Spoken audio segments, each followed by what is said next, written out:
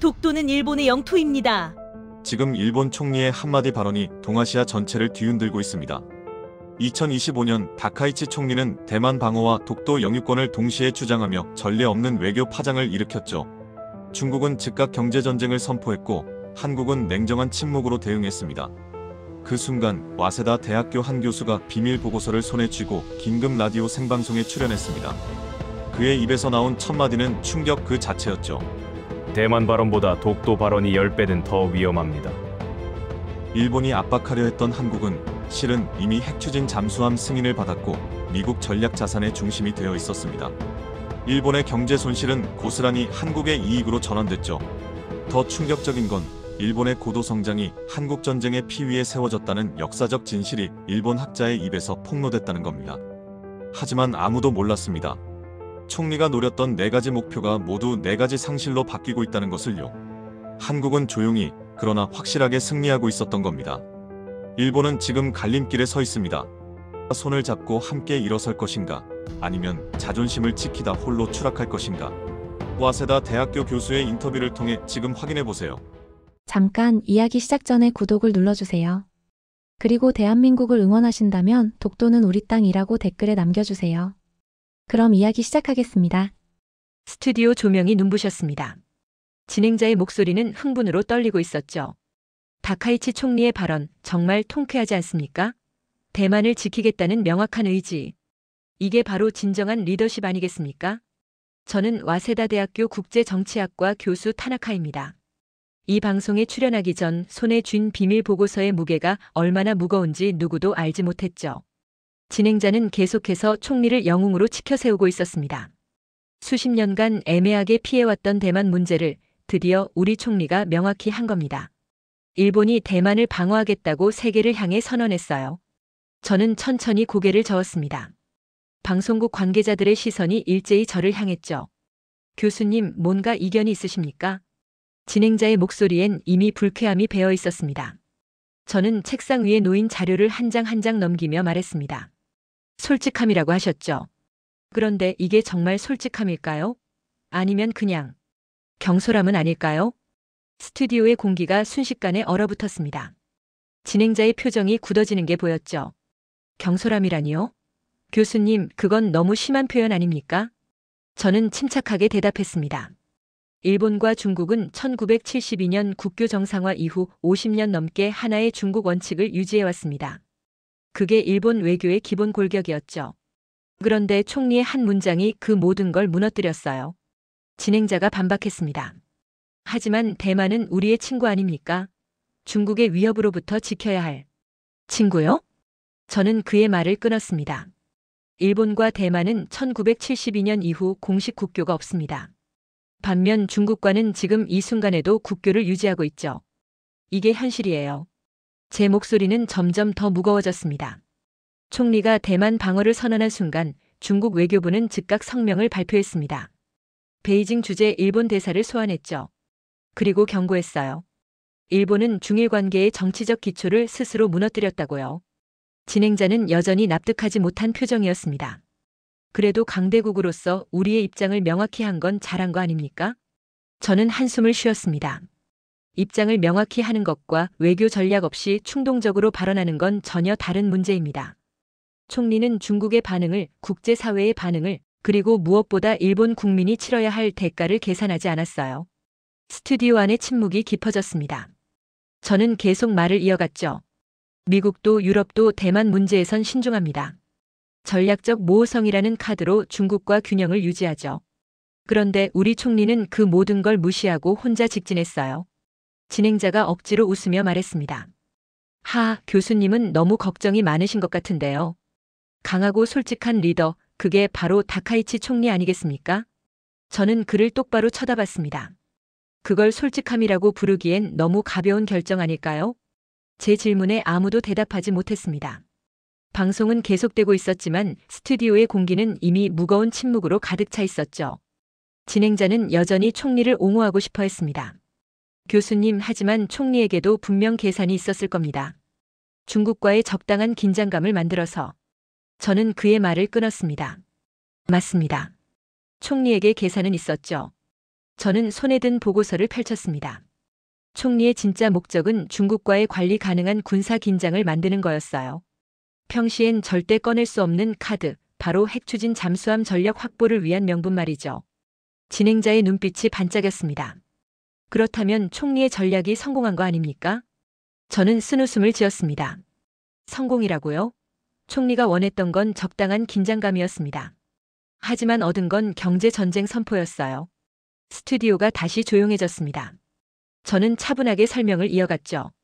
총리 발언 다음 날 중국은 즉각 움직였습니다. 도쿄에서 베이징으로 가는 항공편, 오사카에서 상하이로 가는 노선 운항 편수를 40% 축소했어요. 일주일 뒤엔 일본산 수산물 수입을 전면 중단했죠. 진행자가 끼어들었습니다. 그 정도야 예상 가능한. 그 정도가 아닙니다. 제 목소리는 단호했습니다. 중국에서 개봉 예정이었던 일본 영화 3편이 동시에 취소됐어요. 애니메이션 방영도 중단됐죠. 그리고 가장 치명적인 건 저는 잠시 숨을 고르고 말했습니다. 히토류 수출 통제 가능성을 시사했다는 겁니다. 진행자의 얼굴이 창백해졌습니다. 히토류요? 네. 일본의 첨단 산업의 필수적인 히토류의 60%가 중국산입니다. 전기차 배터리, 반도체, 정밀기기 모두 히토류 없이는 만들 수 없어요. 저는 다음 자료를 넘겼습니다. 오사카 도톤보리를 아십니까? 평소엔 중국 관광객으로 북적이던 그곳이 텅 비었어요. 호텔 예약 취소율이 70%를 넘었죠. 진행자가 변명하듯 말했습니다. 하지만 그건 일시적인 현상 아니겠습니까? 일시적이라고요? 저는 고개를 저었습니다. 홋카이도 어시장에선 수산물 재고가 쌓이고 있습니다. 후쿠시마 이후 겨우 회복했던 어민들이 다시 폐업을 고민하고 있어요. 이게 일시적인 현상처럼 보이십니까? 스튜디오 안의 공기가 무겁게 가라앉았습니다. 진행자는 마지막 반격을 시도했죠. 그래도 희생 없이 영광은 없는 법 아니겠습니까? 강대국이 되려면 이 정도 각오는. 각오요? 저는 그를 똑바로 바라봤습니다. 그 각오를 하는 건 총리가 아닙니다. 홋카이도 어민들이에요. 오사카 상인들이죠. 그들에게 묻기나 했습니까? 당신들의 생계가 무너져도 괜찮냐고. 진행자는 입을 다물었습니다. 저는 계속해서 말했습니다. 총리는 중국이 군사적으로만 반응할 거라고 생각했던 것 같습니다. 항공모함을 몇 척 더 대만 해협에 보내고 전투기 몇 대 더 띄우는 정도. 그 정도면 오히려 일본에게 유리하다고 판단했겠죠. 저는 보고서의 마지막 페이지를 펼쳤습니다. 하지만 중국은 군사가 아니라 경제로 칼을 뽑았습니다. 그것도 일본이 가장 아픈 곳을 정확히 찔렀어요. 관광, 수산물, 히토류. 이건 전쟁 선포나 다름없습니다. 진행자는 더 이상 반박하지 못했습니다. 스튜디오는 침묵에 잠겼죠. 저는 마지막으로 말했습니다. 총리가 원했던 건 적당한 긴장감이었는데 얻은 건 경제전쟁 선포였습니다. 이게 바로 전략 없는 발언이 만든 결과예요. 진행자는 숨을 크게 들이쉬며 화제를 돌리려 했습니다. 그렇다면 교수님, 총리의 진짜 목표가 뭐였다고 보십니까?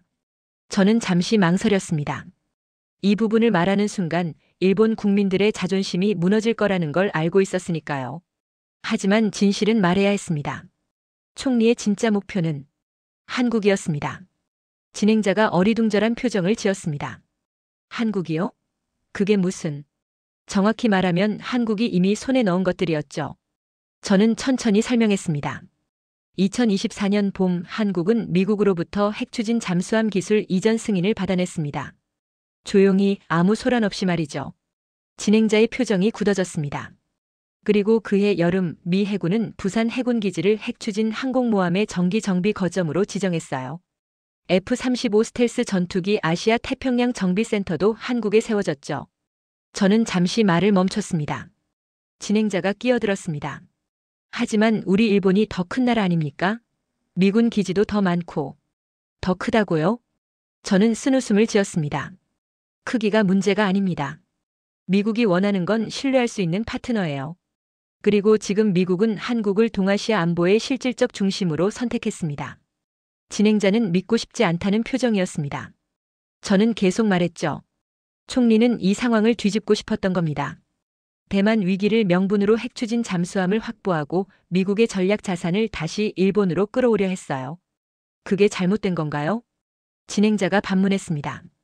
잘못됐다기보다는 불가능했다는 게 맞겠네요. 저는 서류를 한 장 들어 올렸습니다. 일본은 법적으로, 외교적으로, 기술적으로 핵추진 잠수함을 가질 수 없습니다. 왜죠? 우선 일본 헌법 구조가 있습니다. 공격용 무기 보유를 금지하죠. 핵추진 잠수함은 명백한 공격 전력이에요. 저는 손가락을 하나씩 꼽았습니다. 두 번째, 비핵 3원칙입니다. 핵을 만들지도 갖지도 두려우지도 않는다는 원칙이죠. 핵추진 잠수함은 이 원칙과 정면으로 충돌해요. 진행자가 끼어들었습니다. 하지만 한국도 비슷한 제약이 아닙니다. 저는 단호하게 말했습니다. 한국엔 일본 같은 평화헌법이 없어요. 그리고 한국은 이미 2021년부터 미국과 핵추진 잠수함 협의를 시작했습니다. 조용히 치밀하게 준비했죠. 저는 다음 자료를 펼쳤습니다. 게다가 한국은 잠수함 건조 기술도 이미 보유하고 있습니다.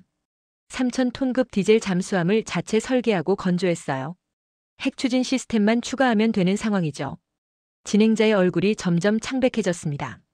반면 일본은 어떻습니까? 저는 냉정하게 말했습니다. 우리는 법을 바꿔야 하고 국민 여론을 설득해야 하고 국제사회를 납득시켜야 합니다. 그 과정에 몇 년이 걸릴지 아무도 모르죠. 스튜디오가 조용해졌습니다. 저는 마지막 일격을 가했습니다. 결국 총리가 만든 건 뭡니까? 중국과의 경제 전쟁만 초래했을 뿐 정작 원했던 핵추진 잠수함은 손에 넣지도 못했어요. 오히려 한국과의 격차만 더 벌어졌죠. 진행자는 아무 말도 하지 못했습니다. 저는 한숨을 쉬며 말했습니다. 일본은 한국을 압박하려 했지만 실은 한국을 뒤쫓고 있었던 겁니다. 그리고 지금 그 격차는 점점 더 벌어지고 있어요. 방송국 안의 공기가 얼어붙었습니다. 아무도 이 진실을 받아들이고 싶지 않았지만 부정할 수도 없었죠. 진행자는 억지로 평정심을 되찾으려 애쓰고 있었습니다. 하지만 경제 보복은 중국이 일본에게 한 것 아닙니까? 한국과 무슨 상관이 있습니다. 아주 직접적으로요. 저는 새로운 자료를 꺼냈습니다. 중국 관광객들이 일본행을 취소한 그 항공편 어디로 향했는지 아십니까? 진행자는 대답하지 못했습니다. 한국입니다. 서울행, 부산행 항공편 예약이 40% 증가했어요. 저는 차분히 말을 이어갔습니다. 일본 화장품이 중국 시장에서 퇴출당하는 동안 K-뷰티 제품 판매량은 급증했죠. 일본 수산물 수입이 중단되자 중국은 한국산 수산물 수입을 늘렸습니다. 진행자의 얼굴이 일그러졌습니다. 그러니까 일본의 손실이 고스란히 한국의 이익으로. 정확합니다. 저는 고개를 끄덕였습니다. 한국은 늘 반사이익만 챙긴다. 이렇게 생각하실 수도 있겠죠. 하지만 이건 반사이익이 아닙니다. 저는 진행자를 똑바로 바라봤습니다. 한국은 지난 수십 년간 신뢰를 쌓아왔어요. 품질을 증명했고 약속을 지켰죠. 그래서 일본이 무너졌을 때 중국이 자연스럽게 한국을 선택한 겁니다. 진행자가 목소리를 높였습니다. 하지만 독도 문제는요? 총리가 독도를 언급했을 때 한국이 얼마나 격렬히 반발했는지. 격렬히 반발했다고요? 저는 고개를 저었습니다. 한국의 대응은 놀라울 만큼 차분했습니다. 저는 자료를 펼쳤죠. 한국 외교부는 공식 성명을 발표했습니다. 짧고 명확하게요. 독도는 역사적으로나 국제법적으로나 대한민국 고유의 영토다. 이에 대한 어떠한 도발도 용납하지 않는다. 끝이었어요. 진행자가 의아해했습니다. 그게 전부입니까? 네. 그게 전부였죠. 저는 말을 이었습니다. 한국은 감정적으로 대응하지 않았어요. 대신 조용히 다른 카드를 꺼내들었죠. 다른 카드요? 스시마입니다. 진행자의 눈이 커졌습니다. 저는 계속 설명했습니다. 한국 학계와 언론은 스시마의 역사를 재조명하기 시작했어요. 조선시대 세종대왕 때 이종무 장군이 스시마를 정벌했다는 역사적 사실을 말이죠. 그게 지금과 무슨 상관이 있습니다. 저는 단호하게 말했습니다. 한국은 이렇게 말하고 있는 겁니다. 일본이 독도를 문제 삼는다면 우리도 스시마를 이야기할 수 있다고요. 역사적 근거는 오히려 스시마 쪽이 더 명확하다고 말이죠. 진행자는 할 말을 잃은 듯 했습니다. 저는 말을 이어갔습니다. 더 중요한 건 한국이 이 모든 걸 차분하게 진행했다는 겁니다. 소리 지르지 않았어요. 위협하지도 않았죠. 그냥 사실을 나열했을 뿐입니다. 저는 또 다른 자료를 펼쳤습니다. 그 결과가 뭡니까? 국제사회는 한국을 성숙한 국가로 평가했어요. 반면 일본은 불필요한 갈등을 만드는 문제국가로 비춰졌죠. 진행자가 항변했습니다. 그래도 우리가 경제적으로나 군사적으로나 더 강한 나라 아닙니까? 저는 쓴웃음을 지었습니다. 강하다고요? 지금 우리 관광업계는 중국 관광객 없이 휘청이고 있습니다. 수산업계는 재고 처리에 비명을 지르고 있어요. 그 사이 한국은 조용히 성장하고 있죠. 저는 마지막 자료를 들어올렸습니다. 한국의 1인당 국민소득은 이미 일본을 추월했습니다. 반도체, 배터리, 조선. 주요 산업에서 한국은 세계 1위권이에요. 진행자는 더 이상 반박하지 못했습니다. 저는 천천히 말했습니다. 한국의 조용한 대응이 일본을 더 불리하게 만들었습니다. 우리는 소리 지르며 자멸했고 한국은 침착하게 승리했어요. 이게 현실입니다. 스튜디오는 무거운 침묵에 잠겼습니다. 아무도 이 현실을 부정할 수 없었죠. 진행자는 이제 방어적인 태도로 돌아섰습니다. 교수님, 하지만 역사를 돌아보면 우리 일본도 스스로의 힘으로 성장한 거 아닙니까? 전후 폐허에서 세계 2위 경제대국까지. 저는 그의 말을 끊었습니다. 스스로의 힘이라고요? 제 목소리는 떨리고 있었습니다. 분노 때문인지 부끄러움 때문인지 저도 알 수 없었죠. 1950년 6월 25일을 기억하십니까? 진행자가 잠시 생각하더니 대답했습니다. 한국 전쟁이 시작된 날이죠. 맞습니다. 저는 천천히 말했습니다. 그날 일본의 운명이 바뀌었어요. 저는 손에 든 자료를 펼쳤습니다. 전쟁이 터지자 메가더 사령부는 일본을 병참기지로 지정했습니다. 미군이 필요한 모든 물자를 일본에서 조달하기 시작한 거죠. 진행자가 끼어들었습니다. 그건 당연한 거 아닙니까? 지리적으로 가장 가까운. 당연하다고요? 저는 그를 똑바로 바라봤습니다. 한국에서 사람들이 죽어가는 동안 일본은 돈을 벌었습니다. 엄청난 돈을요. 저는 숫자를 읽기 시작했습니다. 1950년부터 1953년까지 일본이 한국 전쟁으로 벌어들인 특수는 36억 달러였습니다. 당시 일본 1년 국가 예산의 3배가 넘는 금액이었죠. 진행자의 얼굴이 굳어졌습니다. 저는 계속 말했습니다. 군복, 텐트, 철조망, 탄약 상자. 전쟁에 필요한 모든 것을 일본이 만들었어요. 일본의 공장들은 24시간 돌아갔죠. 저는 다음 페이지를 넘겼습니다. 철강 생산량이 폭발적으로 증가했습니다. 1950년 484만 톤에서 1953년 766만 톤으로 뛰어올랐어요. 조선업도 마찬가지였죠. 그건 진행자가 변명하려 했지만 저는 멈추지 않았습니다. 자동차 산업도 이때 기반을 잡았습니다. 미군 군용 트럭 수리와 정비로 기술을 축적했죠. 도요타, 닛산. 지금의 거대 기업들이 모두 이때 날개를 달았어요. 저는 잠시 숨을 고르고 말했습니다. 일본의 경제 성장률이 어땠는지 아십니까? 1950년부터 1953년까지 매년 12%에서 14%였습니다. 기적이라고 불렀죠. 하지만 그건 우리의 노력으로. 노력이라고요? 저는 목소리를 높였습니다. 한국에선 300만 명이 죽어가고 있었습니다. 서울이 폐허가 되고 부산이 피난민으로 넘쳐나고 있었어요. 그 와중에 일본은 공장을 돌리며 돈을 세고 있었죠. 진행자가 화를 냈습니다. 그건 비열한 주장입니다. 우리가 전쟁을 일으킨 것도 아니고. 비열하다고요? 저는 그를 똑바로 쳐다봤습니다. 사실을 말하는 게 비열한 겁니까? 일본이 한때 세계를 지배할 수 있었던 건 한국이라는 나라가 겪은 처절한 비극이 만들어낸 기회를 우리가 철저히 이용했기 때문입니다. 스튜디오가 얼어붙었습니다. 저는 마지막으로 말했습니다. 소니, 파나소닉, 도요타. 세계 1위 일본이라는 신화 뒤에 한국의 피와 눈물이 있었어요. 그걸 모른 척하면서 어떻게 한국을 무시하고 적대할 수 있습니까? 진행자는 대답하지 못했습니다. 저는 조용히 덧붙였죠. 한국 전쟁 특수 없었다면 일본의 고도 성장은 불가능했을 겁니다. 이건 부정할 수 없는 역사적 사실이에요. 방송국 안의 침묵이 깊어졌습니다. 아무도 이 진실을 반박할 수 없었죠. 진행자는 한참 동안 말을 잇지 못했습니다. 저는 그에게 잠시 시간을 주었죠.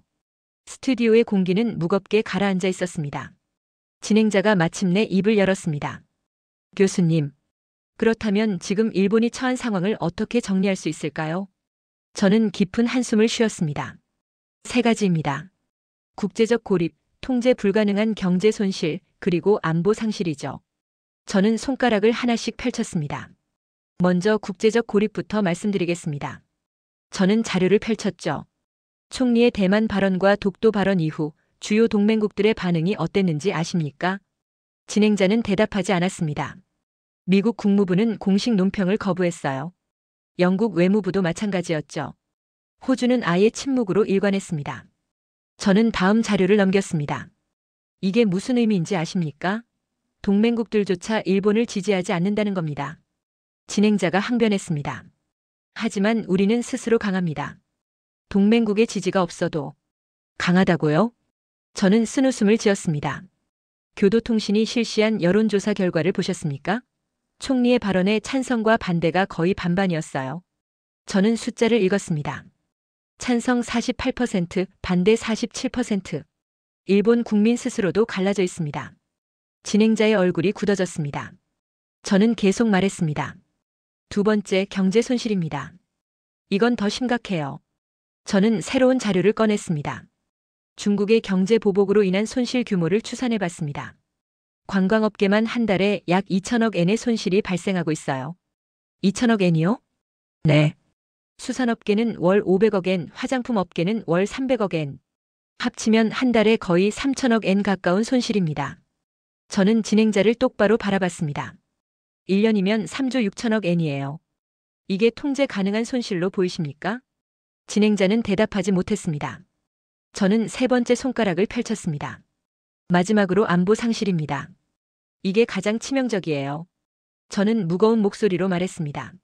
미국이 진짜 원하는 게 뭔지 아십니까? 한미일 삼각 안보 협력의 안정입니다. 한국과 일본이 협력해서 중국을 견제하는 구도죠. 진행자가 끼어들었습니다. 그렇다면 우리가 더 중요한 거 아닙니까?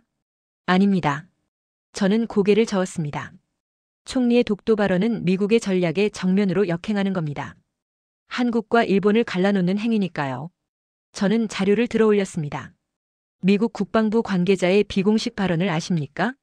일본이 한국과의 갈등을 키우면서 동맹 전체를 불안하게 만들고 있다고 했어요. 진행자의 얼굴이 창백해졌습니다. 저는 계속 말했습니다. 미국 입장에선 일본이 골칫거리가 된 겁니다. 중국을 견제하기는커녕 오히려 한국과 싸우고 있으니까요. 저는 잠시 말을 멈췄다가 천천히 말했습니다. 일본은 지금 완전한 국제적 고립에 빠졌어요. 중국과는 경제 전쟁 중이고 한국과는 외교 갈등 상태죠. 미국마저 우리를 골칫거리로 보기 시작했습니다. 진행자가 힘없이 물었습니다. 그렇다면 우리를 지켜줄 나라는 없습니다. 저는 단호하게 말했습니다. 이제 일본을 진짜 지켜줄 국가는 없어요. 우리 스스로 만든 고립이니까요. 스튜디오는 절망적인 침묵에 잠겼습니다. 진행자는 더 이상 반박하지 못했죠.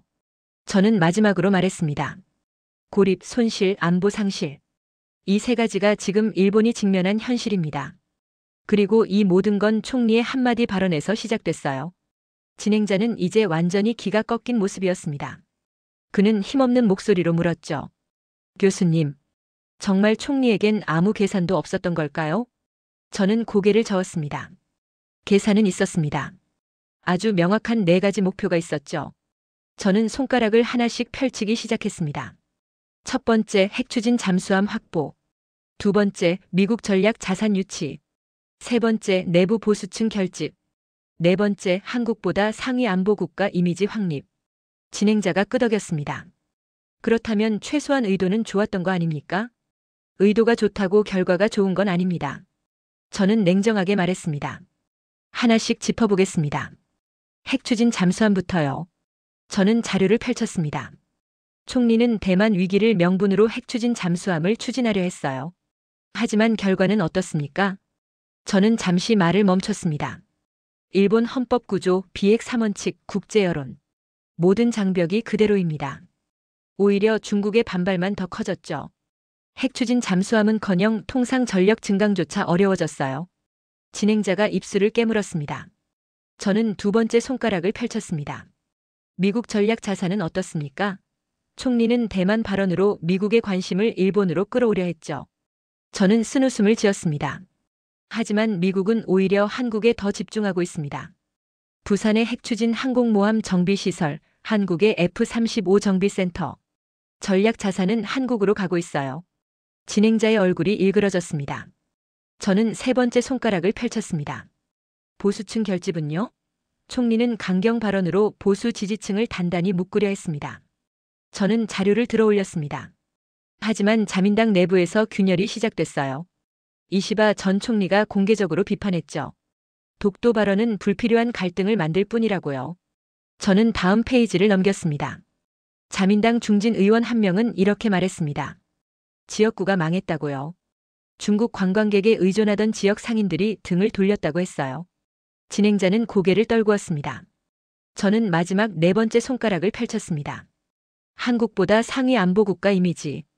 이게 총리가 가장 원했던 거죠. 저는 진행자를 똑바로 바라봤습니다. 하지만 결과는 정반대입니다. 한국은 핵추진 잠수함 승인을 받았고 미국 전략 자산의 중심이 됐어요. 반면 일본은 헌법과 여론의 벽에 갇혀 있죠. 저는 무겁게 말했습니다. 국제사회는 이제 한국을 동아시아의 핵심 안보 파트너로 봅니다. 일본은 불안정한 변수로 보고 있어요. 진행자가 마지막 저항을 시도했습니다. 하지만 희생 없인 영광도 없는 법 아니겠습니까? 지금은 힘들어도 나중은 없습니다. 저는 단호하게 말을 끊었습니다. 총리가 노렸던 4가지 목표 하나도 이루지 못했어요.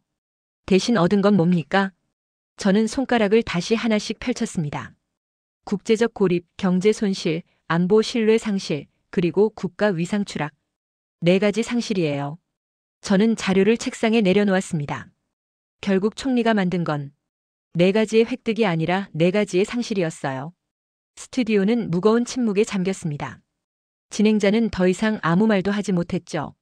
저는 조용히 덧붙였습니다. 희생 대신 영광을 얻으려 했지만 실제론 희생만 남았습니다. 그것도 국민들이 치러야 할 희생만요. 방송국 안의 공기는 절망으로 가득 찼습니다. 아무도 이 현실을 부정할 수 없었죠. 진행자는 한참 동안 고개를 숙이고 있었습니다. 스튜디오의 침묵이 길어졌죠. 마침내 그가 고개를 들고 물었습니다. 교수님, 정말 방법이 없습니까? 일본이 이 상황에서 벗어날 길은요?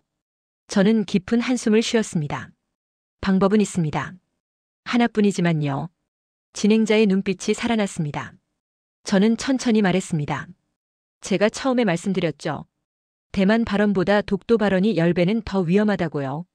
네, 그런데 그게 이유는 간단합니다. 저는 진행자의 말을 끊었습니다. 대만 문제는 중국과의 문제예요. 하지만 독도는 한국과의 문제죠. 그리고 한국이야말로 지금 일본이 절실히 필요로 하는 파트너입니다. 진행자가 어리둥절한 표정을 지었습니다. 저는 설명을 이어갔습니다.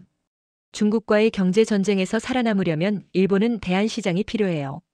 핵추진 잠수함 기술을 배우려면 실제로 그 기술을 가진 나라와 협력해야 하죠. 저는 자료를 펼쳤습니다.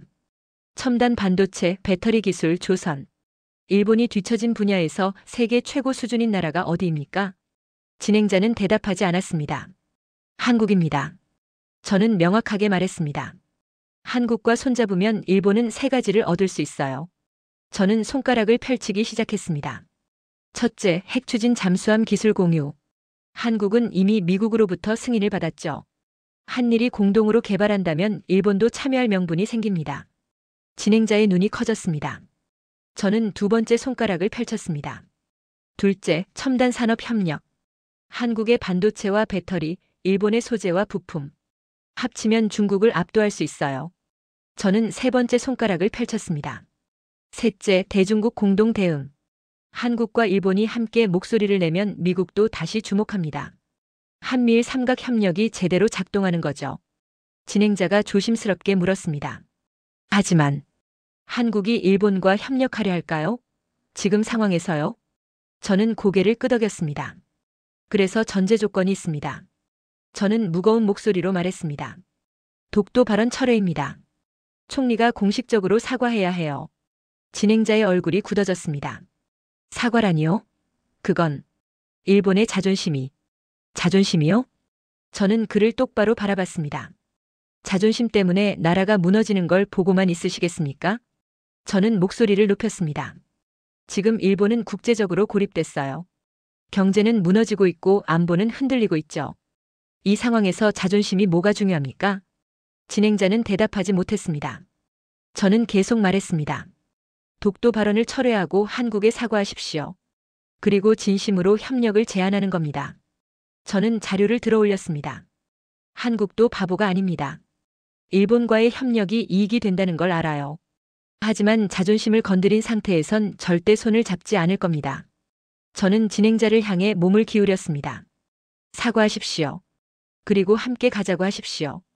핵추진 잠수함도 첨단 기술도 대중국 전선도 모두 함께 나누자고요. 진행자가 떨리는 목소리로 물었습니다. 정말 그게 유일한 방법입니까? 네. 저는 단호하게 대답했습니다. 이게 일본을 살릴 마지막 선택입니다. 저는 마지막으로 말했습니다. 감정이 아니라 국가의 미래를 보십시오. 자존심을 지키다 나라를 잃을 건가요? 아니면 자존심을 내려놓고 나라를 살릴 건가요? 스튜디오는 깊은 침묵에 잠겼습니다. 진행자는 고개를 숙인 채 아무 말도 하지 못했죠. 저는 조용히 덧붙였습니다. 한국과 함께 가면 일본은 다시 일어설 수 있습니다. 하지만 혼자 가면 추락만이 남을 거예요. 방송은 무거운 침묵 속에서 끝나고 있었습니다. 아무도 이 진실을 부정할 수 없었죠. 저는 마지막으로 한마디를 남겼습니다. 선택은 일본 국민과 지도층의 몫입니다. 하지만 시간은 많지 않아요. 지금 결정하지 않으면 영원히 기회를 잃을 겁니다. 카메라에 빨간 불이 꺼졌습니다. 방송은 끝났지만 제 말은 일본 전역에 울려 퍼지고 있었죠.